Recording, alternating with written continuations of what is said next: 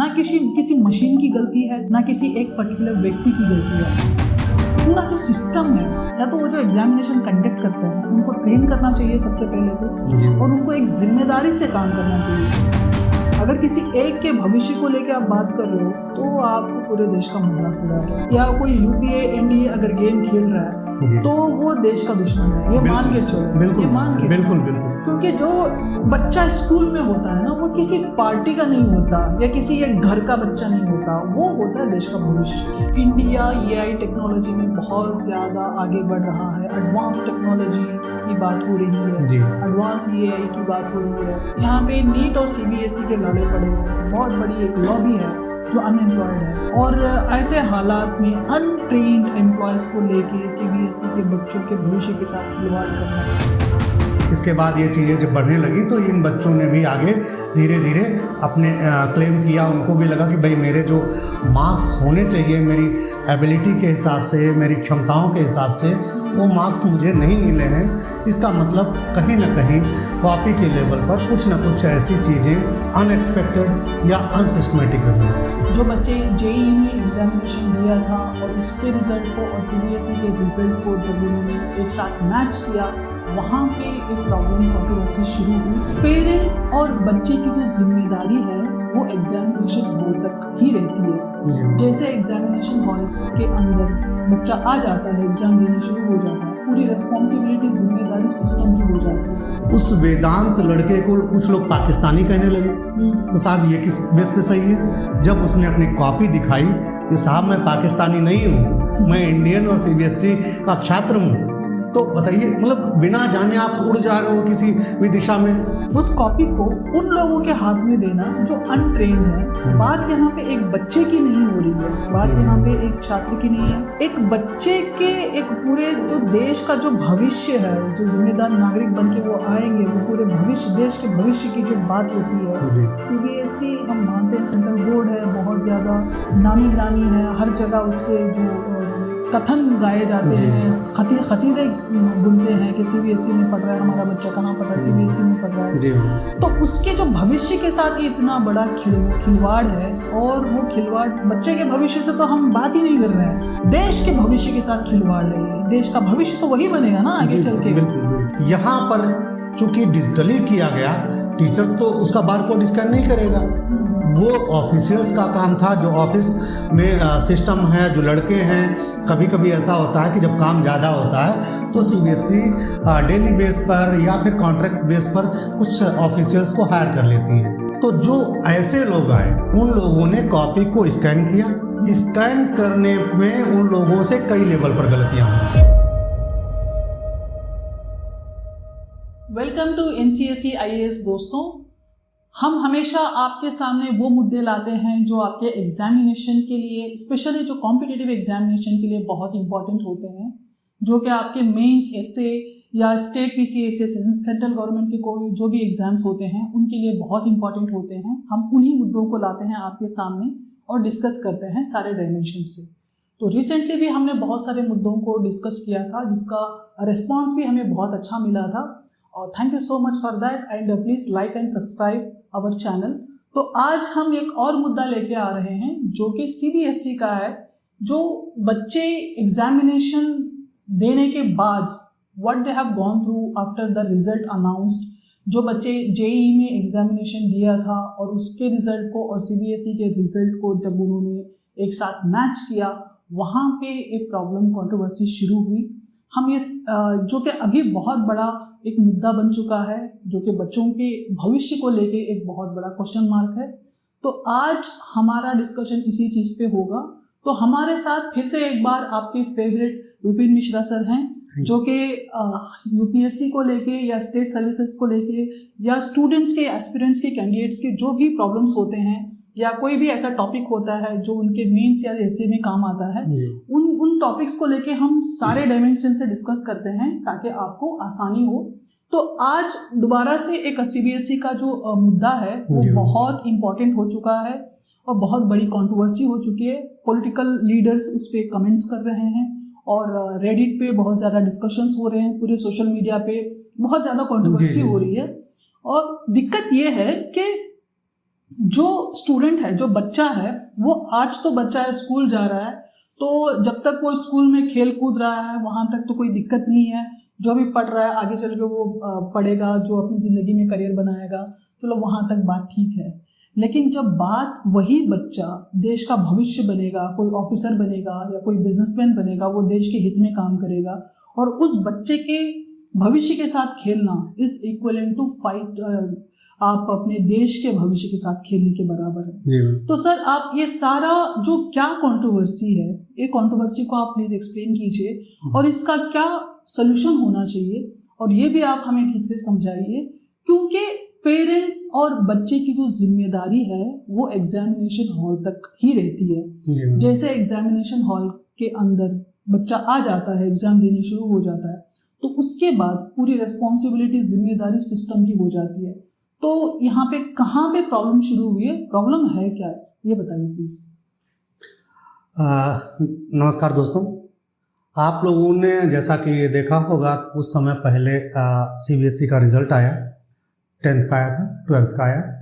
तो उस रिज़ल्ट के दौरान चीज़ें ठीक रहीं। कुछ एक बच्चे जो सिस्टम की गड़बड़ी की वजह से सफ़र किए, वो इंडिविजुअल लेवल पर सफ़र कर रहे थे या गार्जियंस के लेवल पर भी ऐसी चीज़ें परेशानियां उभर करके आई। लेकिन यह बात तब एक नेशनल इशू बन गया जब एक छात्र जिसका नाम था वेदांत, उस छात्र ने अपनी जब कॉपी देखी, अपने जब मार्क्स देखे, तो उसने और भी एग्ज़ाम्स दिए थे, जैसे शायद जेई का एग्ज़ाम दिया था, तो उसमें उसके मार्क्स अच्छे थे या अच्छे परफॉर्म किया, लेकिन उसका फिजिक्स में जो मार्क्स थे वो बहुत कम थे, और उसमें कॉपी में भी कुछ चेंजमेंट आया कि कॉपी जो स्कैन कॉपी थी वो दूसरे उसकी हैंड राइटिंग में कॉपी नहीं थी, दूसरी कॉपी थी। ऐसा ही एक बच्चा था मोक्ष यादव और एक संजना नाम की बच्ची थी। फिर इसके बाद ये चीज़ें जब बढ़ने लगी तो इन बच्चों ने भी आगे धीरे धीरे अपने क्लेम किया। उनको भी लगा कि भाई मेरे जो मार्क्स होने चाहिए मेरी एबिलिटी के हिसाब से, मेरी क्षमताओं के हिसाब से, वो मार्क्स मुझे नहीं मिले हैं। इसका मतलब कहीं ना कहीं कॉपी के लेवल पर कुछ ना कुछ ऐसी चीज़ें अनएक्सपेक्टेड या अनसिस्टमेटिक रही। इसी दौरान जब चीज़ें आगे बढ़ी और जैसा कि आप जानते होंगे सीबीएसई ने अब OSM एक सिस्टम लागू किया है, ऑन स्क्रीन मार्किंग सिस्टम। इसके माध्यम से क्या होता है, पहले आप इस सिस्टम के बारे में जान लीजिए, फिर और हम डिटेल्स पे चर्चा करते हैं। ये सिस्टम, इसमें क्या होता है, जो कॉपी होती हैं, कॉपी को प्रॉपर बच्चे की जब कॉपी जाती है, बच्चे की कॉपी से उसका फर्स्ट पेज जो होता है जिसमें उसके पर्सनल डिटेल्स होते हैं वो हटा दिया जाता है, और उसके बाद जो कॉपी होती है उसको स्कैन कर लिया जाता है। उसका एक बारकोड बना करके उस कॉपी के बारकोड को ही जो रीजनल सेंटर्स रहते हैं वहाँ पर भेजा जाता है, और जो फिर जो कॉपी चेक करने वाले सेंटर्स रहते हैं वहाँ भेजा जाता है। तो कुल मिलाकर के जो कॉपी इवेल्युएटर्स हैं उनके पास वो बारकोड जाता है, जिसके बेस पे वो कॉपी ओपन करते हैं, फिर उसकी वो चेकिंग होती है। वो होता क्या, 10th की जो चेकिंग है वो तो मैनुअल हुई, उसमें बहुत ज़्यादा इश्यूज नहीं आए, लेकिन जो 12th की कॉपी चेकिंग हुई उसमें इश्यूज आए। उसकी वजह यह रही कि जो कॉपी चेकिंग हुई वो कॉपी चेकिंग ऑनलाइन की गई, यानी सिस्टम बेस्ड कॉपी चेकिंग हुई। कॉपी आपको दे दी जाती थी, आप बारकोड स्कैन करिए, इवेल्युएटर के पास कॉपी आ जाती थी बच्चे की, उसके आधार पर उसने डिजिटली कॉपी को चेक किया। ये जब सिस्टम रहा, चलो भाई यहाँ तक भी चीज़ें ठीक रही, कॉपी चेक कर ली, जैसी चीज़ें टीचर को मिली कॉपी चेक हो गई। लेकिन इसकी में जो मार्किंग हुई, साथ ही साथ जो बच्चों की कॉपीज टीचर्स के पास गई, उन लेवल पर जो है बड़ी गलतियाँ हुई। बड़ी गलतियां क्या हुई, जैसे मान लीजिए किसी का बारकोड स्कैन किया गया। अब जिन लोगों ने, जो ऑफिशियल्स थे, आप यहाँ पर दो चीज़ों को अच्छी तरीके से समझिए कि इसके एक तरीके से जो पार्टिसिपेंट्स कह सकते हैं कॉपी चेक करने, चूँकि बच्चों ने क्या किया, जैसा मैम ने बताया कि भाई उन्होंने परीक्षा दी, उनका काम खत्म।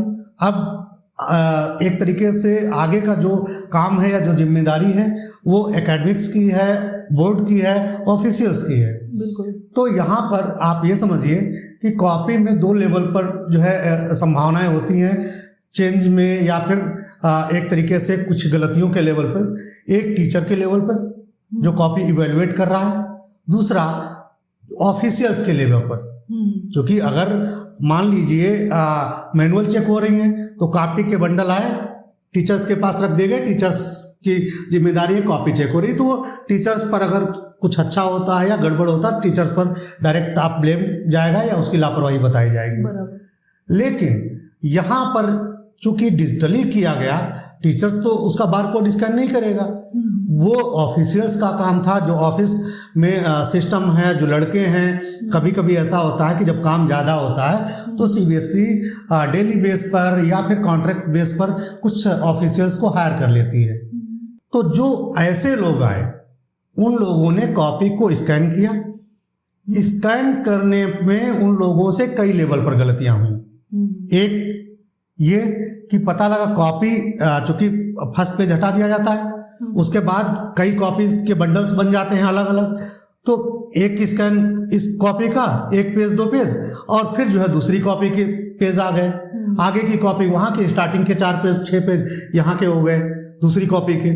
तो इस लेवल पर बड़े तरीके से, एक तरीके से कह सकते हैं, गलतियां हुई, जिसका खामियाजा बच्चों को भुगतना पड़ा।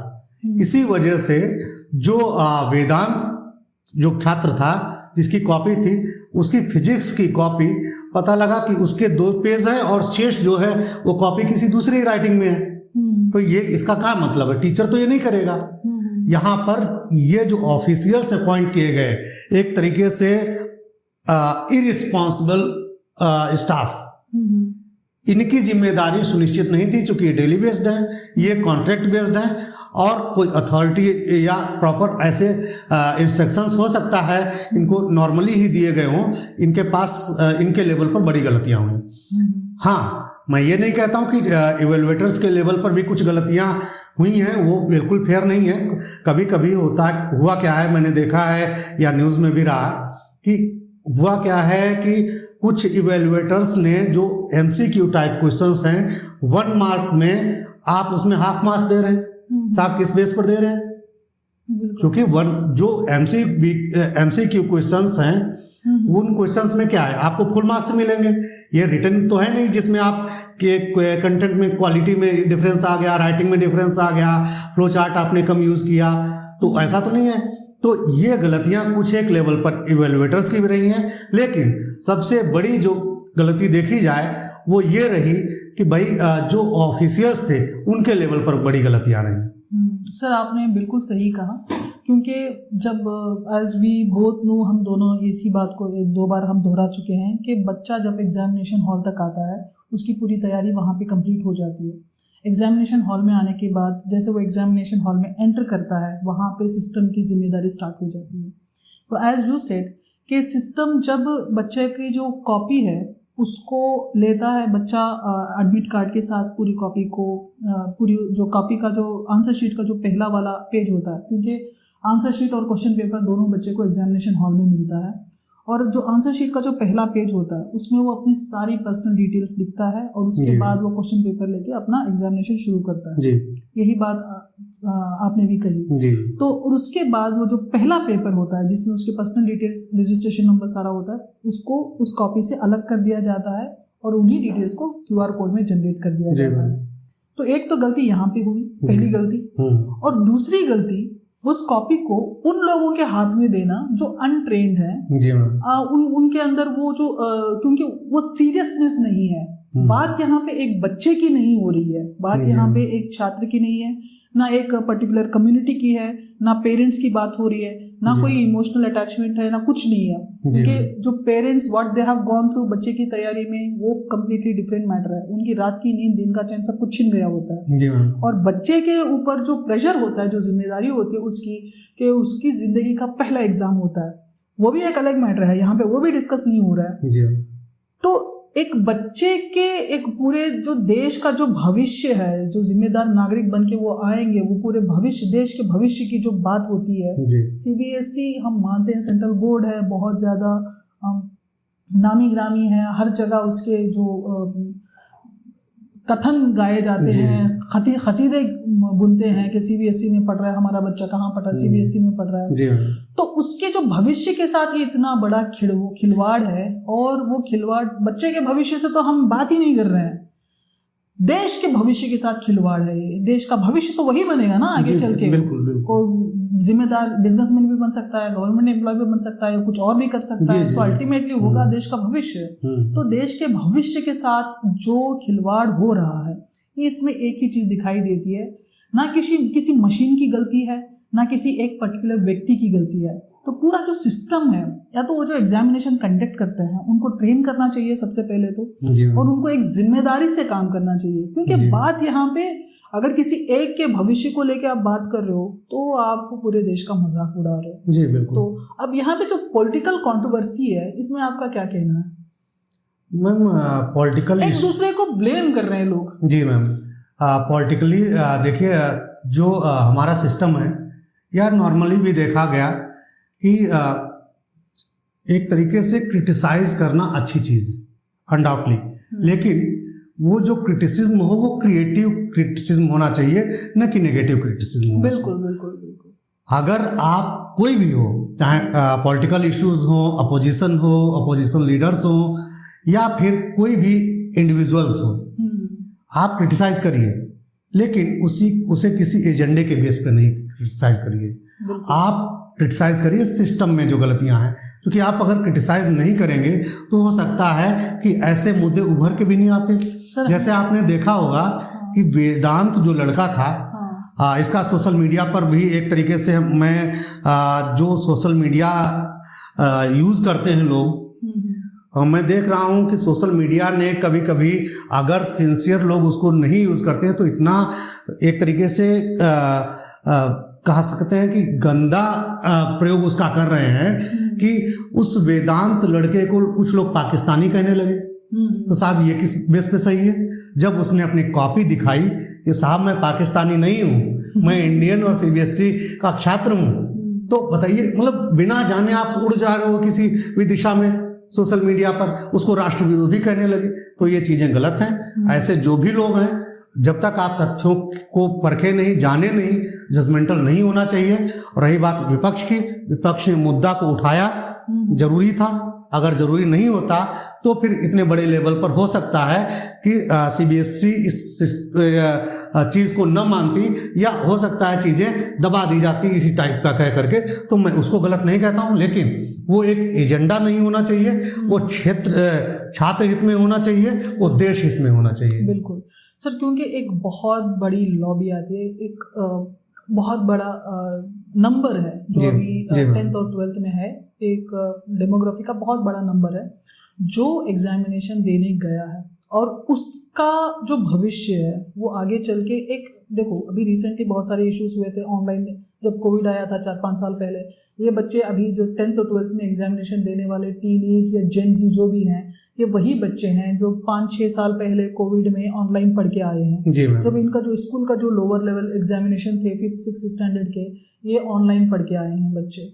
अब देखो इनके साथ लगातार ऐसे कंट्रोवर्सीज होना, जेईई का अभी रिसेंटली नीट का एग्जाम जो हुआ उसके साथ जो हुआ, अभी सीबीएसई के साथ जो हुआ, इनके साथ जो हो रहा है, ये देश के हित की बात तो नहीं है। यहाँ पे ये पूरी जनरेशन को कहीं ना कहीं बहुत गलत एडमिनिस्ट्रेशन में जा रही है। यहाँ पे कोई भी पॉलिटिकल मुद्दा हो ही नहीं सकता, क्योंकि बात यहाँ पे देश की और देश के बच्चों की और एजुकेशन सिस्टम की हो रही है।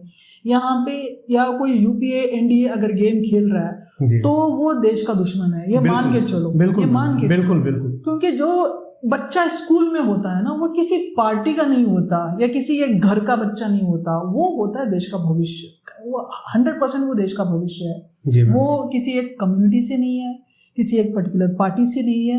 तो एक गाना है ना, तू हिंदू बने या मुसलमान बनेगा, इंसान की औलाद इंसान बनेगा। अच्छा हुआ अभी तक तेरा कुछ नाम नहीं है, तुझको किसी मजहब से कोई काम नहीं है। तो आगे चल के वो हिंदुस्तानी बनेगा, वो देशवासी बनेगा, वो उसकी मर्जी है कि वो कौन सी पार्टी कौन सा रिलीजन सेलेक्ट करता है, वो उसकी मर्जी है। लेकिन बात यहाँ पे देश के भविष्य की है। तो अल्टीमेटली यही है कि पूरे सिस्टम को जिम्मेदारी से काम करना पड़ेगा। तो इसमें आप क्या कहते हैं? तो अगर हम इसको थोड़ा और गहराई में जाएं कि आखिर बच्चों के साथ इस दौर में कहीं नीट की परीक्षा के पेपर आउट हो जा रहे हैं, कहीं पता लगा अनएक्सपेक्टेड कट ऑफ चली जा रही है, कहीं बच्चों के साथ में सिस्टम के लेवल पर जो सीबीएसई में जो गड़बड़ियाँ हुई, ऐसी गड़बड़ियाँ देखने को मिलती हैं। तो आखिर इसकी वजह क्या है, वजह जानना ज़रूरी है। बिल्कुल।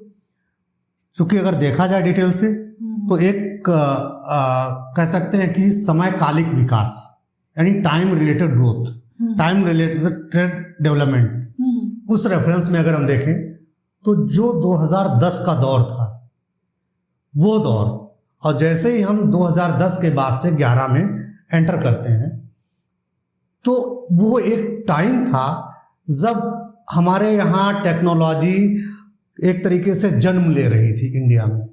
टेक्नोलॉजी की शुरुआत हो गई थी, स्मार्टफोन आने लगे थे, लैपटॉप और कंप्यूटर्स वगैरह जो है अब टायर 2 और टियर 3 सिटीज़ में भी पहुंचने लगे थे। कुल मिलाकर के टेक्नोलॉजी धीरे धीरे बढ़ रही थी इंडिया में। लेकिन जब इसी को हम आगे बढ़े, हमने कहा कि भाई साहब टेक्नोलॉजी अब इंडिविजुअल नहीं, अब इंस्टीट्यूशनल भी होनी चाहिए। तब फिर 2025 के बाद कह सकते हैं कि जो हमने 15 वर्षों में जो तकनीकी या टेक्नोलॉजी की जर्नी कवर की, 2025 में आकर के हमने टेक्नोलॉजी को इंडिविजुअल से इंस्टीट्यूशनल लेवल पर इम्प्लीमेंटेशन पूरी तरीके से एक तरीके से करने की कोशिश की, या हमने उसको स्ट्रेटजी में शामिल किया। इसी दौर में जब इंस्टीट्यूशनल लेवल पर हमने टेक्नोलॉजी को शामिल किया, उसका उद्देश्य था कि हम 2025 में उस चीज़ की नींव रखें जिससे हमारे 2050 के भारत का निर्माण हो। 2050, 2047 इंडिया विजन का जो हमारा गवर्नमेंट ऑफ इंडिया का सपना है कि इंडिया विजन 2047 ये साकार हो सके, उसकी नींव रखी जा रही है। तो इस दौर में चूंकि इंस्टीट्यूशनल लेवल पर हम टेक्नोलॉजी का प्रयोग कर रहे हैं तो ये अच्छी बात है, होना भी चाहिए। अगर हम प्रयोग नहीं करेंगे तो फिर हम पीछे चले जाएंगे समय के दौर से, और एक तरीके से वर्ल्ड लेवल पर जो चीज़ें चल रही हैं, तो अगर टेक्नोलॉजी को हम एक्सेप्ट नहीं करेंगे तो हम पीछे चले जाएंगे। वैसे भी बहुत पीछे हैं, आप चाइना वगैरह कहाँ निकल गया, हम कितना पीछे। तो कहने का अर्थ यहाँ पर ज़्यादा डिटेल में न जाते हुए हम अपनी पढ़ाई और इस संदर्भ में आते हैं कि चूंकि संस्थागत लेवल पर टेक्नोलॉजी को अडॉप्ट किया जा रहा है, इम्प्लीमेंट किया जा रहा है, लेकिन इस इम्प्लीमेंटेशन के से पहले जो हमारे तैयारियां होनी चाहिए, हमारी सावधानियां होनी चाहिए, उन पर हमने काम बहुत बारीकी से नहीं किया, रणनीतिक रूप से स्ट्रेटजिक वे में नहीं किया। बारीकियां क्या होनी चाहिए कि हमको उससे पहले हमारा इंफ्रास्ट्रक्चर उतना बेहतर होना चाहिए, हमारे ऑफिशियल्स उस टेक्नोलॉजी में कंफर्ट हैं कि नहीं है वो होना चाहिए। तो टेक्नोलॉजी के लेवल पर जो है हमारे पास ऑफिशियल्स होने चाहिए, वैसे ही हमारे पास एडवांस इक्विपमेंट्स होने चाहिए। तो हमने क्या किया, हमने इंस्टीट्यूशनल लेवल पर टेक्नोलॉजी को इम्प्लीमेंट तो कर दिया, लेकिन उन पर बेहतरीन तैयारी नहीं की, स्ट्रैटेजी नहीं बनाई। यही वजह है कि आज नीट का पेपर लीक हो रहा है, यही वजह है सीबीएसई का जो रिजल्ट आया उसमें छात्रों के भविष्य के साथ खिलवाड़ हुआ, छात्रों के साथ खिलवाड़ हुआ।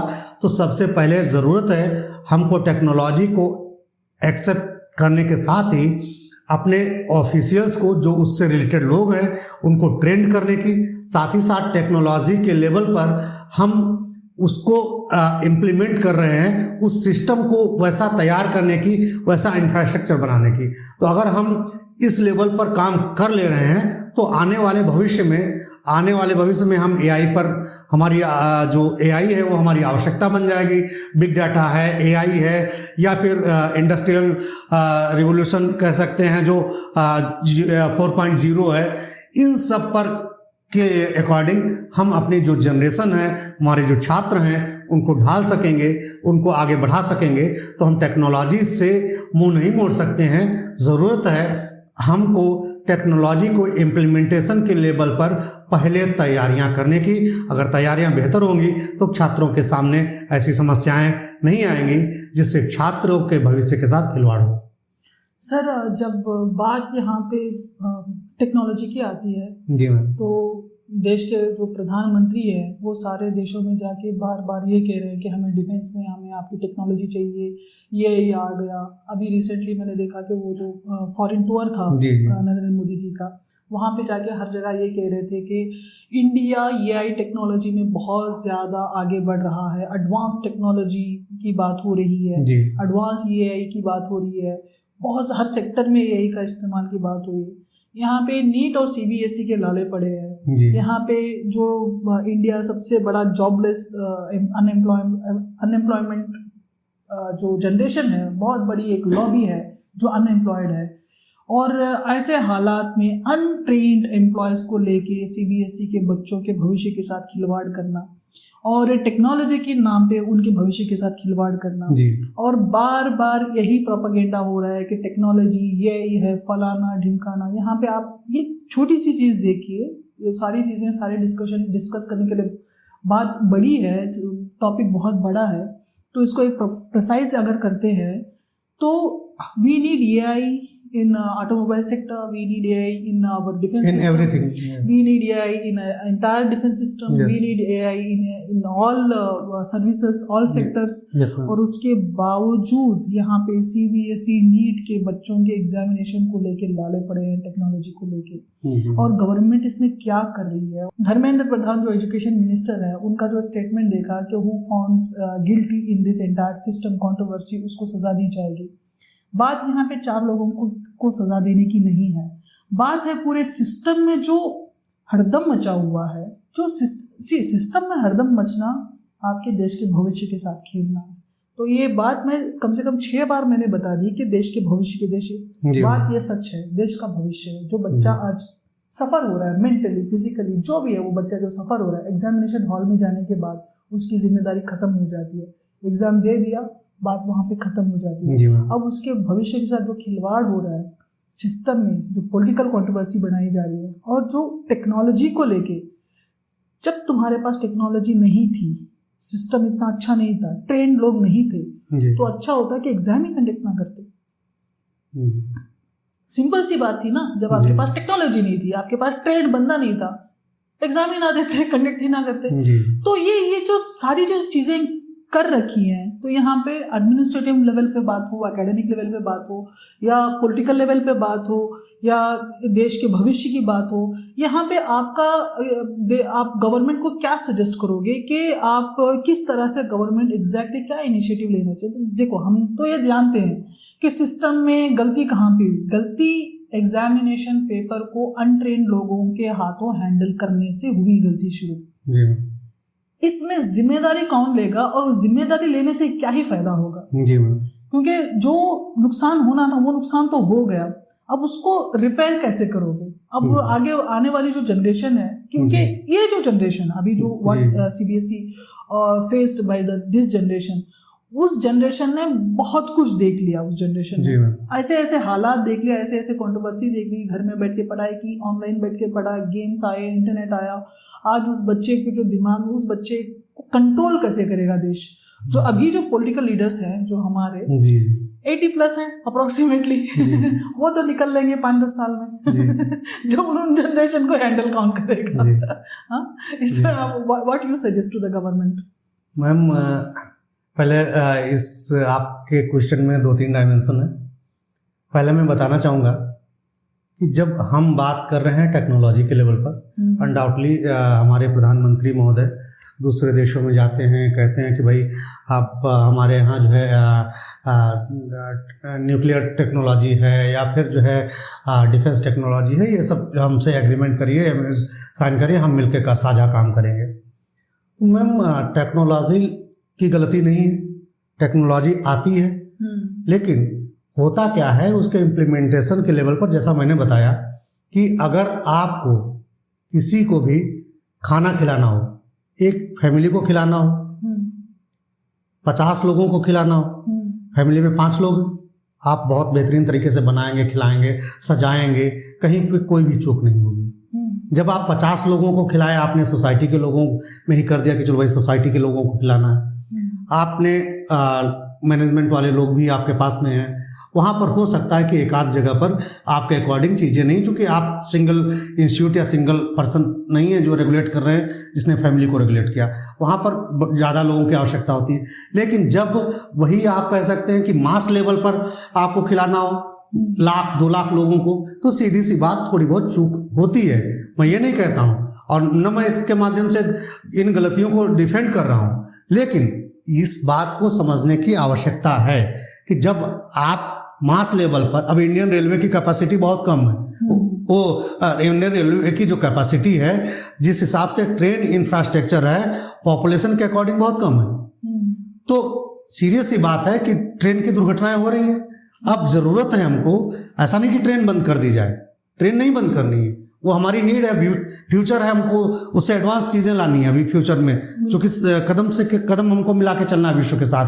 तो ऐसी स्थिति में हम ऐसे जो हमारी कमियां हैं, इंफ्रास्ट्रक्चर पर काम करें, स्किल लेबर पर काम करें, स्पेसिफिक सेक्टर की ट्रेनिंग दें, तब जा करके उन लोगों को वहां पर इम्प्लीमेंट करें। तो टेक्नोलॉजी के लेवल पर भी यही है कि जो भी जिस भी फील्ड से है आप टेक्नोलॉजी अपनाइए, लेकिन वहां के लोगों को ट्रेंड करिए पहले, उसके बाद साथ ही साथ आप ट्रायल बेस्ड पर या एक तरीके से पायलट प्रोजेक्ट के रूप में छोटे लेवल पर, हो सकता है कि जैसे मान लीजिए सीबीएसई लेवल पर 12th में ऐसे इश्यूज आए, आप इसको 9th लेवल पर पहले एक बार जो है यूज कर सकते थे, आजमा सकते थे। बिल्कुल। आप 11th लेवल पर आजमा कर सकते थे, आप एक डिस्ट्रिक्ट लेवल पर, आप एक स्टेट लेवल पर इसको आजमा सकते थे। बिल्कुल। आपने ये न कर करके आपने पूरा नेशनल लेवल पर इम्प्लीमेंट कर दिया, ये गलतियां हैं, ये डिसीजन मेकिंग के लेवल पर गलती है। साथ ही साथ जो ऐसे हमारे ब्यूरोक्रेट्स हैं या पॉलिसी मेकर्स हैं, उनके लेवल पे गलती है कि आपने क्यों नहीं पायलट प्रोजेक्ट के रूप में उसको स्मॉल लेवल पर एक सक्सेसफुल मॉडल के रूप में अपनाया। क्योंकि कोई भी प्लानिंग जब लॉन्च की जाती है तो उसका यही होता है कि पहले वो लोकल लेवल पर वो एक तरीके से लॉन्च की जाती है, अगर वो सक्सेसफुल रहती है तो फिर आगे बढ़ती है। तो ये चीज़ तो मैडम टेक्नोलॉजी के लेवल पर रही। दूसरी बात पॉलिटिशियंस के लेवल पर रही कि पॉलिटिशियंस के लेवल पर मैंने जैसा अभी बताया कि कोई भी हो, किसी भी पार्टी से रिलेटेड हो, वो मैटर नहीं है। सबसे बड़ी चीज़ है हमारे देश के नौनिहाल, हमारे देश का भविष्य, हमारे देश के युवा जो आज जाएंगे, आज जो है एक तरीके से नींव हैं हमारे आने वाले जो फ्यूचर में हम बिल्डिंग्स बनाएंगे, बड़ी बड़ी ऊंची इमारतें बनाएंगे, उनकी नींव को देश की संस्थाओं के प्रति, देश के नेतृत्व के प्रति, अपने देश के प्रति अविश्वास नहीं होना चाहिए, उसमें विश्वास पनपना चाहिए। अगर हम कहेंगे 100 लोगों के बीच बैठ करके दूसरे देशों में जा करके मेरा भारत महान, तो वो तभी कह पाएंगे जब हम बचपन से सिस्टम के माध्यम से या फिर समाज के माध्यम से, संस्कृति के माध्यम से हमारे अंदर वो भावना होगी, पनपेगी। वो ऐसी थोपी हुई भावना नहीं होती है, जो राष्ट्र की भावना होती है वो थोपी हुई नहीं है।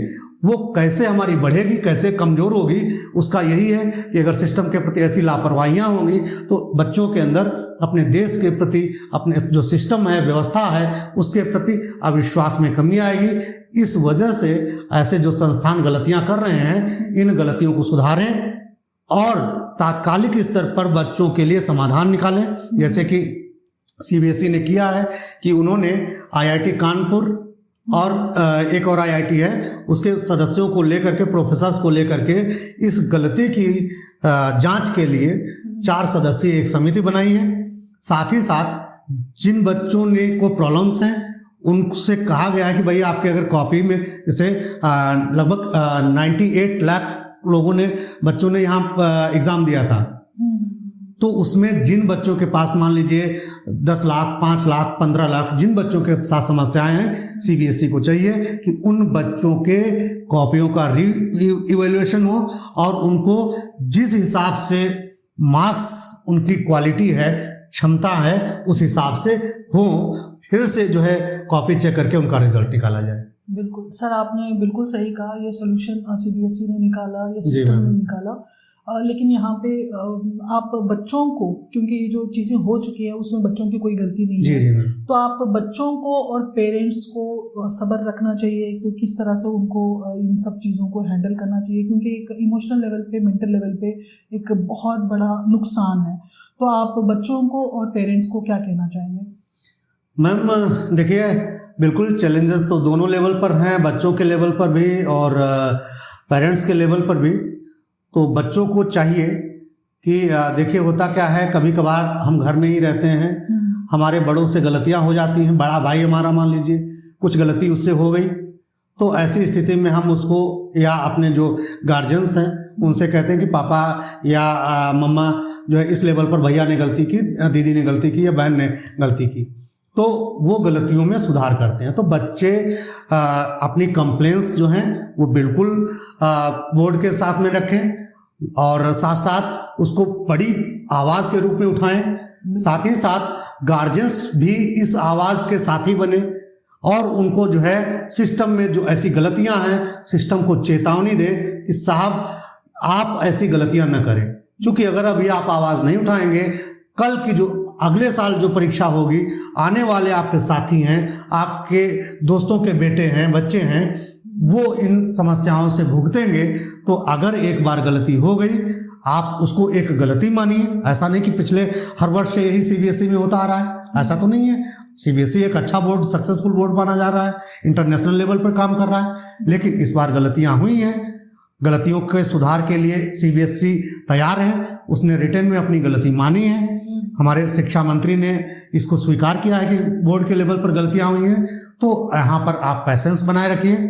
सरकार और जो सिस्टम है वो आपके साथ में है, गलतियों को सुधारने के लिए आगे प्रयास कर रही है। और रही बात विश्वास की, तो अगर विश्वास जो है आप सिस्टम के प्रति बनाइए। अगर इन गलतियों में सुधार ना हो, तब आपके अंदर ये चीज़ आनी चाहिए कि नहीं भाई जो है सब ऐसी ही ये चीज़ें। अगर उन्होंने कमेटी गठित की है, आपके रिजल्ट निकाले जाएंगे, री इवैल्यूएशन होगा, आपको जो आपकी कॉपी हैं फिर से पूरी की पूरी कॉपी देखने को मिलेगी, तब सीधी सी बात है थोड़ा समय लग सकता है, समय साध्य है। लेकिन अगर कुछ समय के बाद, 1-2 महीने के बाद या 15 दिन के बाद आपका वैसा ही रिजल्ट आ जा रहा है, चीज़ें वैसी हो जाती हैं, तो आप ये समझ के चलिए कि सिस्टम में गलतियां हो रही हैं। तो उनमें आपने जो आवाज़ उठाई, गार्जियंस ने जो आवाज़ उठाई, उनकी आवाज़ काम आई, उनके बच्चों का भविष्य सुधरा। साथ ही साथ उन्होंने उन करोड़ों बच्चों के भविष्य के लिए भी योगदान दे दिया जो आने वाले भविष्य में सीबीएसई परीक्षाओं में शामिल होंगे। बिल्कुल, thank you so much sir. कि अब वी होप के सिस्टम इस पे काम करेगा अपनी जिम्मेदारी समझ के, कि आपने बहुत अच्छे से एक्सप्लेन किया कि सिस्टम में गलतियां कहाँ से हुई और इसका सोल्यूशन क्या है। और पेरेंट्स और बच्चों को भी आपने बहुत ज़्यादा मोटिवेट किया ताकि आगे चल के ऐसी गलतियां हो तब भी वो अपना सब्र से काम करें, थोड़ा पेशेंस से काम करें। तो हम भी यही चाहेंगे कि आप सब लोग जो चीज़ें हो रही हैं उसको आप हर तरीके से समझने की कोशिश करें। यहाँ पे गलती किसी एक की नहीं है, और पेरेंट्स को भी अपने बच्चों का साथ दें और बच्चों को भी थोड़ा सा, क्योंकि ज़िंदगी में ना यही प्रॉब्लम नहीं है, आगे चल के और भी प्रॉब्लम्स हैं जो आपको फेस करने हैं, कई बार सबके साथ, कई बार अकेले फेस करने हैं। हम आपके भविष्य के लिए हम तो यही विश करेंगे कि आप आगे चल के जो भी एग्ज़ाम्स दें उसमें आपके रिजल्ट्स अच्छे आएँ और आप अपनी ज़िंदगी में आगे बढ़ें, and you come out with flying colours in your future, in your studies. यहाँ पे we like to say something about your hard work. जो देखो, जो मेहनत करता है, जो हार्ड वर्क करता है, वो आज नहीं तो कल उसका असर तो आपको मिल ही जाएगा, उसका फल तो आपको मिल ही जाएगा, और आपकी ज़िंदगी में भी आपकी मेहनत का असर दिखाई देगा। और जो पेरेंट्स हैं वो अपनी कोई मोहब्बत से, कोई बहुत ज़्यादा एम्बिशियस है, कोई बहुत ज़्यादा इंटरेस्ट है, या कई पेरेंट्स का पर्सनल इंटरेस्ट भी रहता है कि उनका बच्चा क्या कहते हैं उसको, किसी एडमिनिस्ट्रेटिव सर्विस में जाए या डॉक्टर बने, इंजीनियर बने। पेरेंट्स की अपनी भी उसमें बहुत ज़्यादा मर्जी होती है, जी, खुशी मैम। से करते हैं, बच्चों का सपोर्ट करते हैं। और सीबीएसई सिलेबस भी टफ ही है, ये हम भी जानते हैं। अभी रिसेंटली हमने देखा जी। कि कई बच्चों ने कंप्लेंट किया कि जो मैथमेटिक्स का पेपर है वो भी हाँ, बहुत टफ बिल्कुल है। टफ आया था इस बार। तो ऐसा नहीं होता, हमेशा टफ ही होता है मैथमेटिक्स का। जी, वो तो हर बिल्कुल। साल यही लगता है हर किसी को। अभी यूपीएससी का भी पेपर आया था, जी, तो उसमें भी कई बच्चों को लगा कि टफ है। नहीं, ऐसा नहीं है, हर बार हर साल ऐसा वो एक स्टैंडर्ड है, वो मेंटेन करते हैं। रही बात ऐसे छोटे मोटे दिक्कतों की, ये होती है, सिस्टम है, बहुत बड़ा देश है, बहुत बड़ा एक सिस्टम है, और उसमें एक बहुत बड़ा प्लेटफॉर्म है सीबीएसई का, और उसमें छोटी मोटी गलतियां हो जाती हैं। उसमें जैसे कि जंगल में आग लगती है तो हर पेड़ हर जानवर पे मुसीबत तो टूट पड़ती जी। है। तो जो सूखी लकड़ी है वो भी जलती है, और जो कच्ची लकड़ी है वो भी जलती है जब जंगल में आग लगती है। तो यहाँ पे बात ना जंगल की है ना आग की है, एक बहुत बड़ा समंदर है जो सीबीएसई का जो बोर्ड है, बहुत बड़ा समंदर है। इसमें हर साल हजारों में नहीं लाखों में बच्चे आके एग्जामिनेशन देते हैं। हो सकता है कि इन्होंने एक दो बार जो प्रयोग किए जो डिजिटलाइजेशन को लेके, वो थोड़ी बहुत उसमें फेलियर रही, लेकिन हाँ, सिस्टम के जो प्रोसेस में कहीं गलती नहीं थी, ये बात तो क्लियर है। प्रोसेस में कोई गलती नहीं थी, गलती थी बहुत छोटी गलती जो माइन्यूट थी, और उस चीज़ को जब बाहर निकली वो गलती तो बड़ी हो गई वो जी, गलती। बिल्कुल। क्योंकि बहुत छोटी सी चीज़ है कि अगर छोटी बात को छोटी तरीके से अगर हैंडल कर लें तो बात बड़ी नहीं हो सकती। तो यहाँ पे हम लोगों को, पेरेंट्स को और बच्चों को सब्र रखना चाहिए, जी। और अपना काम, अपनी मेहनत, अपना जो एम है उस पे कायम रहो। आपको जो करना है आपको उसी पे ध्यान दो। आपका काम है पढ़ना, और पेरेंट्स का काम है बच्चे को सपोर्ट करना। और अगर पेरेंट्स और बच्चे ये काम कर लें तो सिस्टम भी अपनी जिम्मेदारी समझता है, एज वी नो, क्योंकि जी, मैम। हर कोई करप्ट तो नहीं है। जी, अगर हर कोई करप्ट होता तो ये इतना नहीं चल पाता, जी। बहुत पहले विलुप्त हो जाता। हाँ, है बिल्कुल ना? हो जाता है, बिल्कुल सही बात है आपकी। तो हर कोई करप्ट नहीं है, सिस्टम सही होगा। हाँ, पेरेंट्स और बच्चे या एडमिनिस्ट्रेशन या टीचर सब मिलके अगर साथ में अगर इन सब चीज़ों को सपोर्ट करेंगे तो चीज़ें सही हो जाएंगी। तो we hope for the best, और हम इस पे काम भी करते हैं कि जी, जी। अगर चीज़ें ठीक हो जाएं। तो बच्चे और पेरेंट्स को अपनी जिम्मेदारी ये है कि वो देखो, जो 10th और 12th में मार्क्स या उनका जो ग्रेड है वो तभी तक है उसकी वैल्यू जब तक वो किसी और डिपार्टमेंट में नहीं चला जाता। जी, बिल्कुल। जब तक वो किसी इंजीनियरिंग में या डॉक्टर में या कहीं और ग्रेजुएशन के लिए एडमिशन नहीं लेता, वहीं तक उसकी वैल्यू होती है, और उसके बाद उसकी वैल्यू नहीं रहती। तो लेकिन जो पढ़ाई की है, जो उसने पूरे साल 2 साल जो भी उसने प्रिपरेशन किया है एग्जामिनेशन के लिए, जी, वो पूरी जिंदगी के लिए मायने रखता है। जी, बिल्कुल। जो ग्रेड है, हो सकता है कि आपके सीबीएसई में इवैल्यूएशन में कम ज़्यादा मार्क्स आ गए हों, लेकिन जो प्रोसेस ऑफ लर्निंग है जिसमें उसने सीखा है 2 साल के लिए, वो मैटर ज़रूर करता है। तो वहाँ पे कोई कमी नहीं होनी चाहिए। अगर वहाँ पे कमी हो गई तो आप एग्जामिनेशन में नहीं, ज़िंदगी में फेल हो जाएंगे। तो ये बात को आप याद रखें, और हमें इजाज़त दी एक नए टॉपिक के साथ, और मुझे और विपिन सर को आप इजाज़त दो ताकि हम आपके लिए एक नया टॉपिक लाएं और उसका प्रॉब्लम आपके सामने दिखाएं और उसका सलूशन भी हम लाएं। Thank you so much.